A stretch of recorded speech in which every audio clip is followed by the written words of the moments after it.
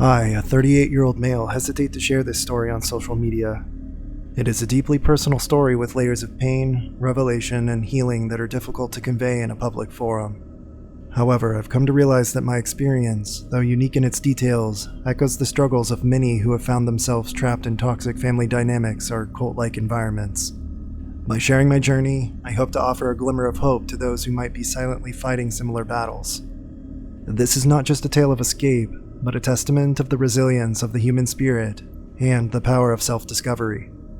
If my words can even help one person recognize their own worth and the possibility of freedom, then the vulnerability of sharing becomes worthwhile.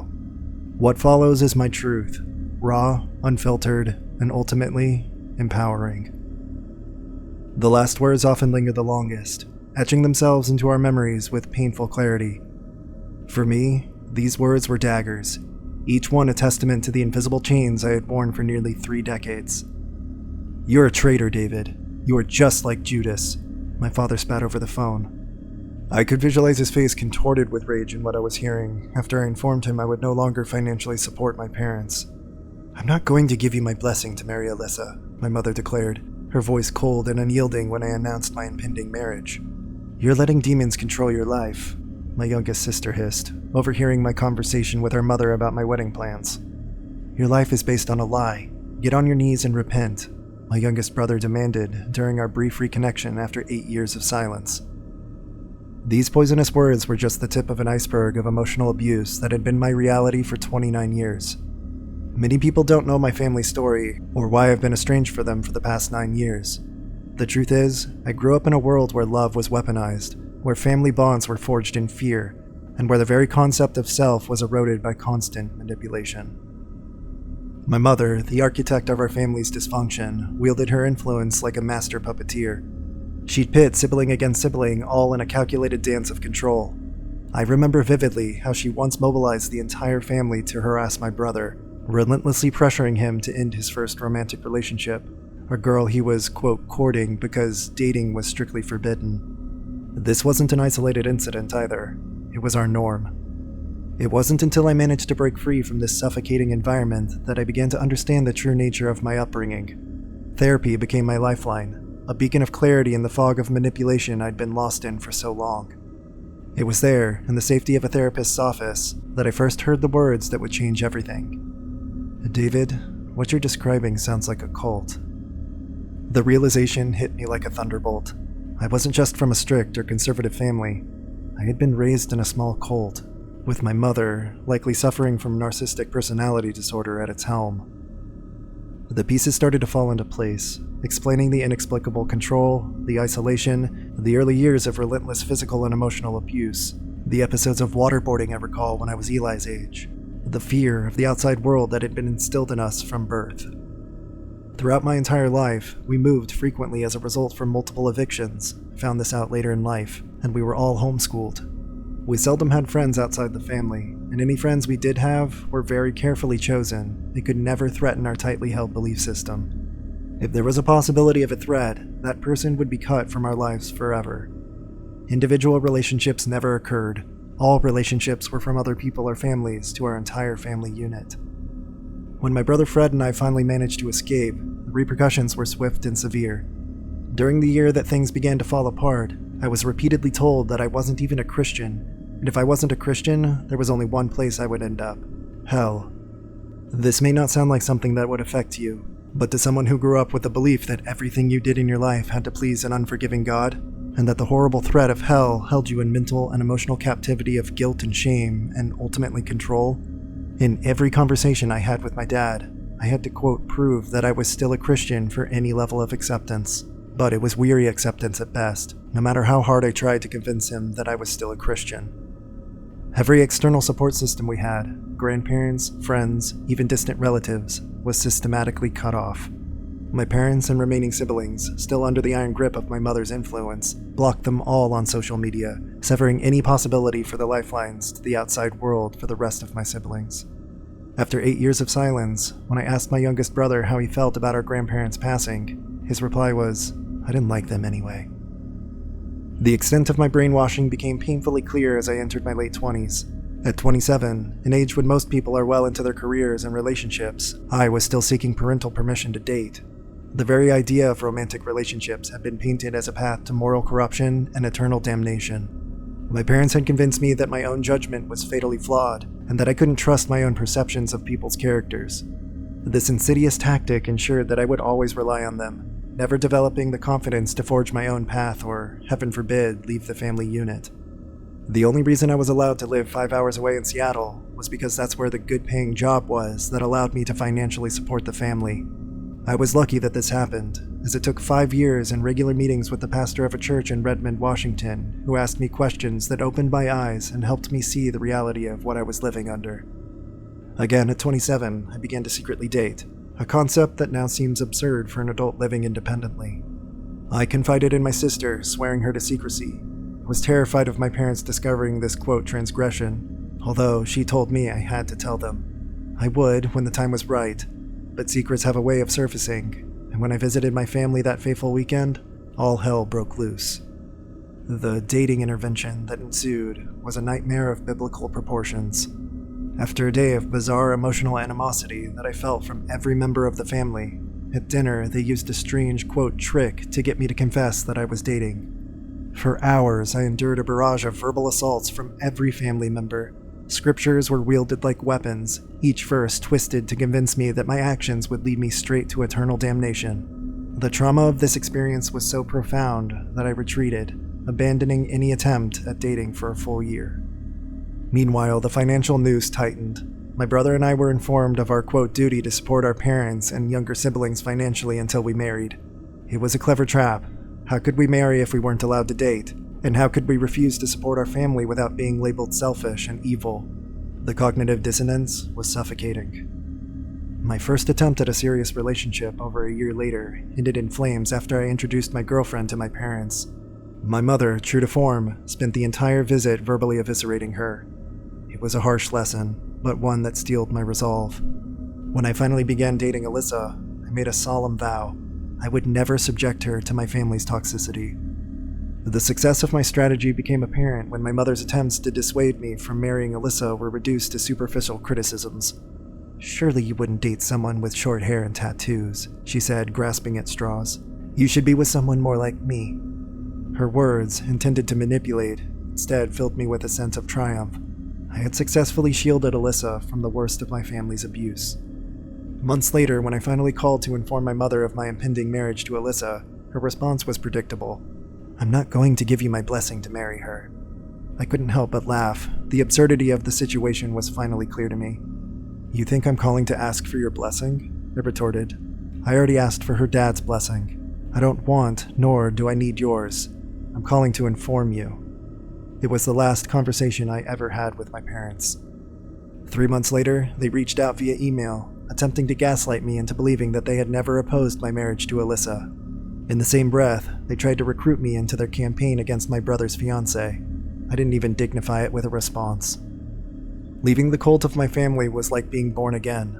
I had to reevaluate every aspect of my identity. Who was David, really? What did he like? What did he believe? As time passed, I became acutely aware of the hundreds of lies I'd been fed, the extent of the brainwashing I'd endured. My core beliefs, even my faith in God, were called into question. I embarked on a journey of self-discovery, shedding years of accumulated shame and guilt, determined to find out who I truly was beneath the layers of indoctrination. One of the most eye-opening experiences came when I finally met my maternal grandfather.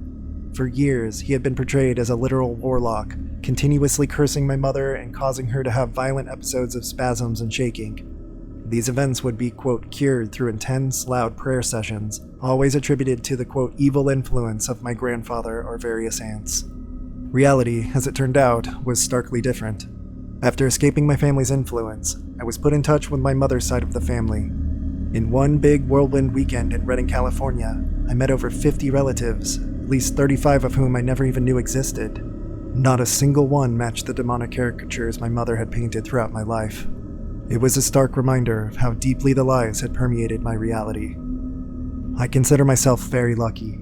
I escaped, as did my brother Fred. My oldest sister also managed to break free, but the damage runs deep. At age 39, she struggles to function independently, unable even to drive a car, and holds unforgiving resentments towards every member of the family, including her brothers.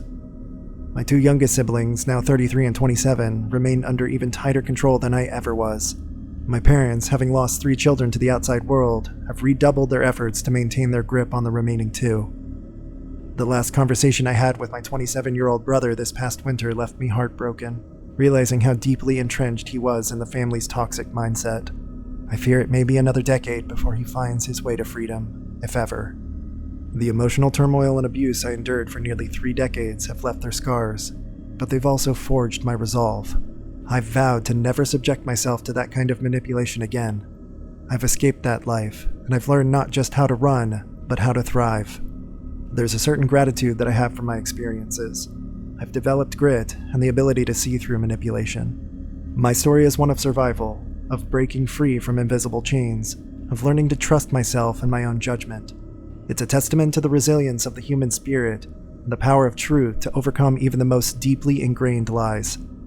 As I continue to heal and grow, I share my story in the hope that it might serve as a beacon for others still trapped in similar situations, showing them that escape is possible, that freedom is worth fighting for, and that it's never too late to reclaim your life and your identity.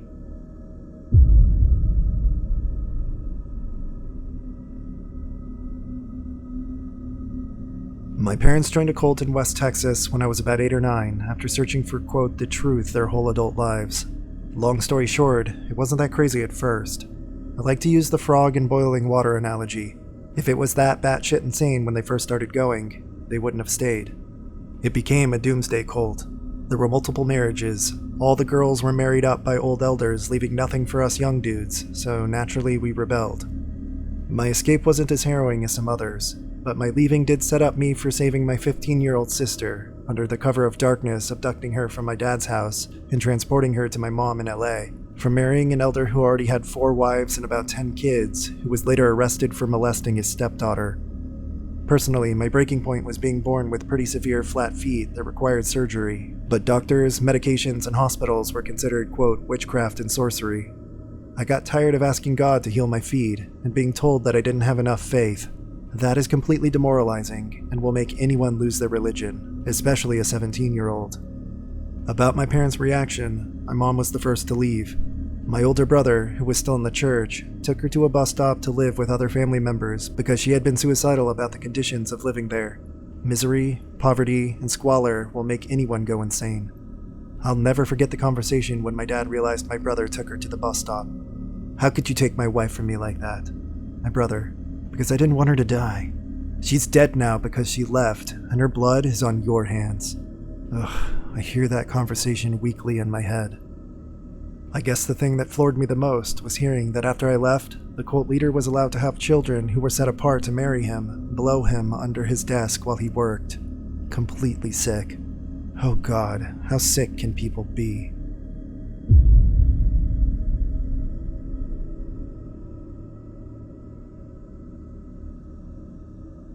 I don't know if a lot of people have heard of William Branham, but he was friends with Jim Jones of Jonestown Massacre fame. I was born into a church in an island in the Caribbean where the pastor had his fingers in everyone's lives, and they saw William Branham as a prophet sent in the end times to usher in the rapture.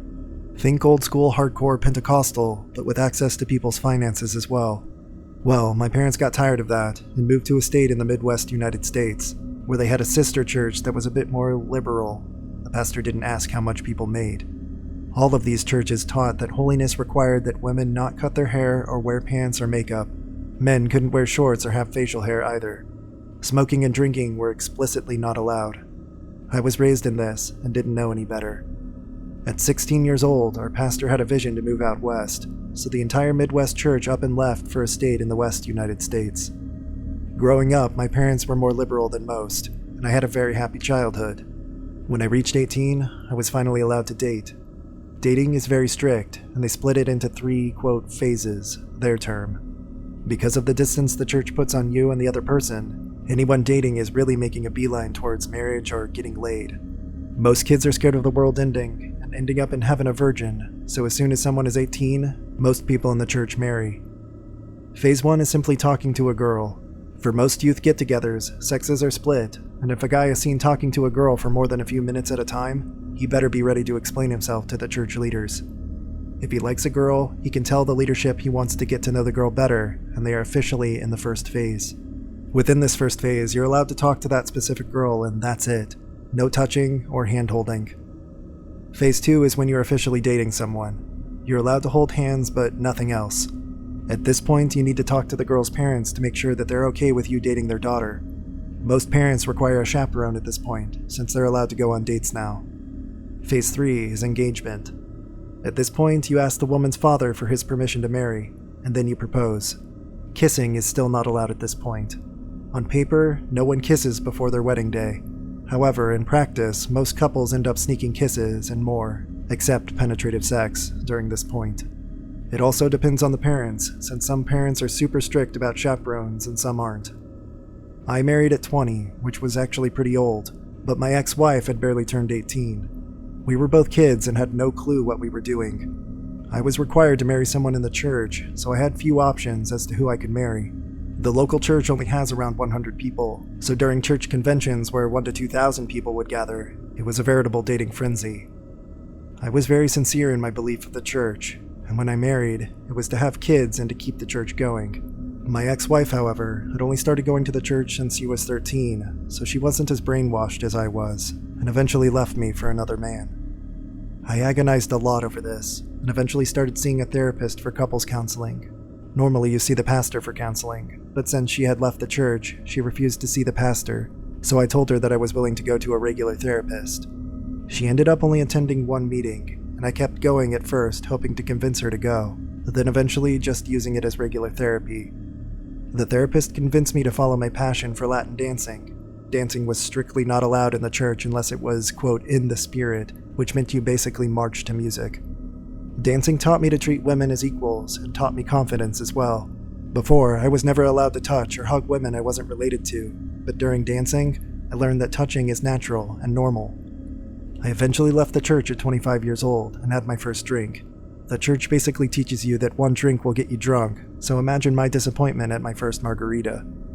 I became a flight attendant and married another flight attendant. She has been amazing and has opened my eyes so much.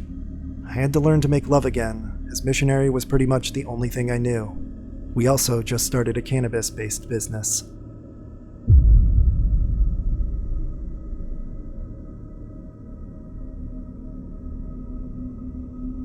My mom was in this cultish organization in her 20s. I'm not really sure why she joined, and she used to talk a lot about her glory days.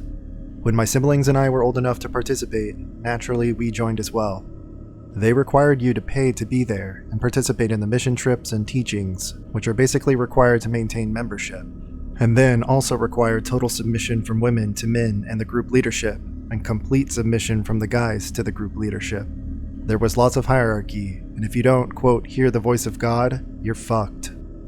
As a woman, if I disagreed with anything my superiors said, they would ostracize me and do pretty much everything in their power, which was a lot, to make my life hell. They preyed on people who have low self-esteem and few friends. Then they teach you that you only matter if you hear and obey God, and then effectively make it so the only friends that you have are members.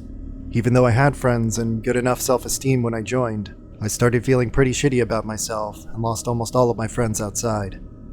The most cultish part of my experience was that despite all of this, they still enticed me to come back a few times and rejoin activities, committing to greater and greater responsibility each time, which meant worse treatment each time because, for me, having greater responsibility meant asking questions sometimes. Even logistical clarification questions, i.e., when are we supposed to be at X event? What's the address of Y location? Infuriated my leader.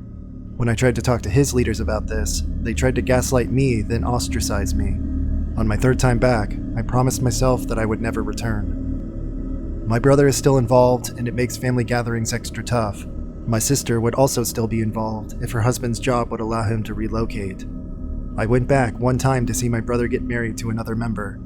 I ran into my old crew and leader, who discouraged me from starting medical school, noting that it would delay my marriage and childbearing, and that the workforce isn't the woman's place.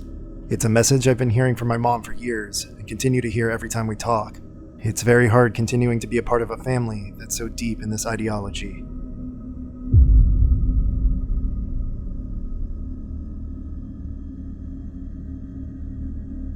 I was born into a cult. Indoctrination began in the womb. My mom would play their songs and discourses through headphones on her belly. My dad was quickly ranking up in, quote, privileges, aka higher positions in the congregation, and as I grew, I was strictly watched and imitated by other born-in kids as to how they should act. To say I lived a strict life is beyond an understatement. Unfortunately, at 4 years old, I was adopted by a man with a high rank. I hid that for my entire life, fearing punishment upon myself and parents. As soon as I could write, I would journal how badly I wanted to die and how much I hated that cult. I was pressured into baptism at a young age and had no idea of what horrible mistake that was. This is a cult that loves to shun and use family to get you into servitude or staying in the cult. At 16, I had already tried to kill myself multiple times, and a girl from school and her mother decided they would help me escape the cult. Yeah, that didn't happen, and I was nearly beaten to death by my father, and my mother held a knife to her throat screaming until I said I wouldn't leave. More child abuse by high-ranking members happened, more suicide attempts. There was no way out. The last time I tried to kill myself, it was my 21st birthday. I honestly don't know how I didn't die. My parents didn't really care, but it just meant I would have to be dealt with harder. I had no privacy, no choice in anything, constant room searches, constant suspicion, and constant depression. I tried to find happiness through love, because that's pretty much all you can do as a woman in this cult, is to get married. The guys were abusive and horrible. I had my own phone, and would get on Reddit at nights as kind of an escape. I found the EXJW subreddit, and would read every post. I finally felt like I wasn't alone and there were others just like me, but I was still an adult stuck in hell. I would also like to add that the religion is against college, and my parents would only allow me to work part-time, as I was required to go into the ministry a certain amount of time. I barely had any money, and honestly had no hope. All those JW friends were horrible people who would do anything to get a chance to report me to elders, and get me shunned because they fed off gossip and slander. I tried making friends at work, but cult mind logic gives you horrid social skills. Plus, if you dare mention anything with, quote, worldly people, you get yanked into an elder's meeting and counseled. Lonely, I later discovered the R4R Reddit and posted about how I was in desperate search of friends, and that's how I met my boyfriend. It's funny to me because I was so scared of men and their horrible lies and sweet-talking. As a friend, he couldn't stand the abuse I was going through, so he helped me escape. First, he helped me mentally. If it wasn't for him, I would still be stuck in that cult and still stuck in my head. Later, he moved me in with him after we dated 6 months. Now, I'm many states away and finally enjoying some of my life. I have freedom and love. I still struggle with cult mindset, though. I'm in therapy and see a psychiatrist. I have emotional problems and big trust issues. Just this last week, I went back to visit home. You probably think I'm crazy. My parents think I somehow got into college and left. They aren't shunning me because that isn't a shunning offense, so I lied to them about my life. But I finally told them about all the sexual abuse I suffered, and it was reported to the legal department of JWs and the police. The JWs will do nothing, but the police can. I wanted them to know what I went through, and told them I wasn't attending any meetings or ministry. They somewhat understood. They blame it on trust issues, but in all honesty, they know I don't believe. The next step in my life is telling them that I'm living with a man and we aren't married. They will shun me instantly. That's my greatest fear. It's been drilled in my head since before birth. For some reason, I can't shake the fear of losing all my family, even though they wouldn't hesitate to cut me off. I'm building courage to do this and plan to do it before my summer birthday.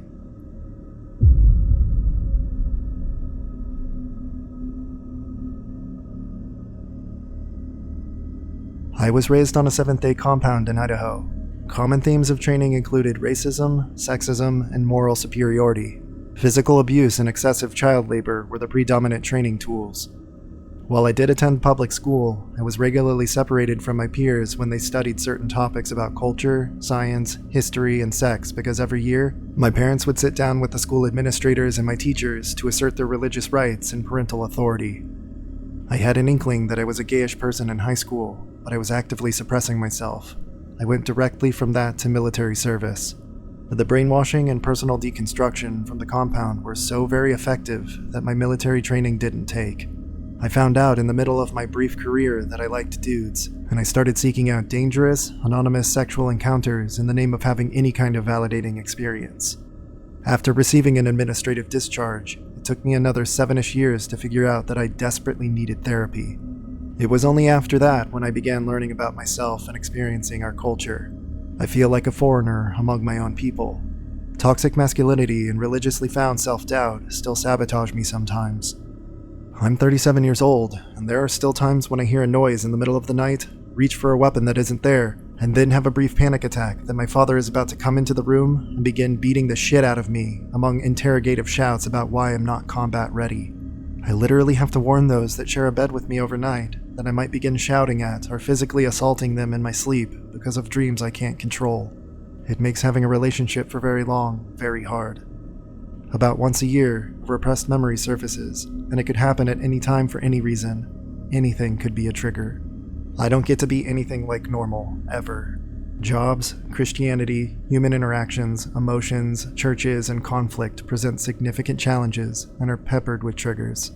I still resent being born, in spite of not being suicidal anymore.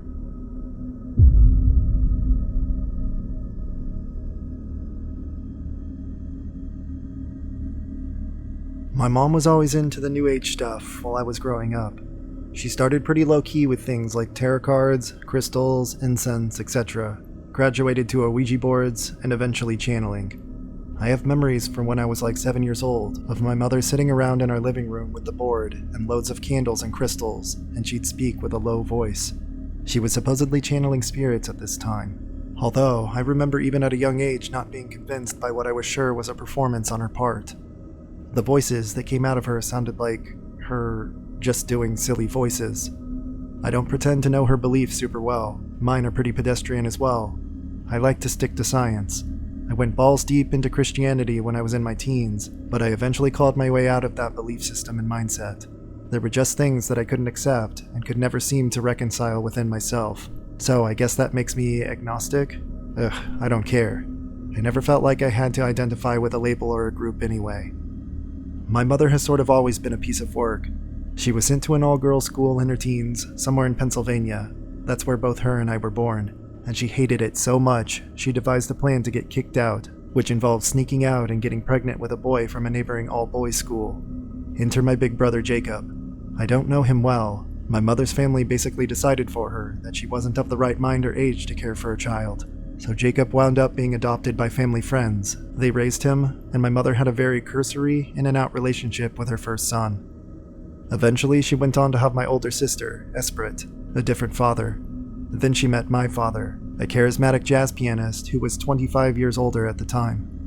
They actually got married, but honestly both of them are so unhinged that it didn't even last a year. I was born during that time. The day I was born, my father was drunk at the bar, and my mother, no lie, checked out of the hospital without me. I always thought it was funny that that trend never really went away.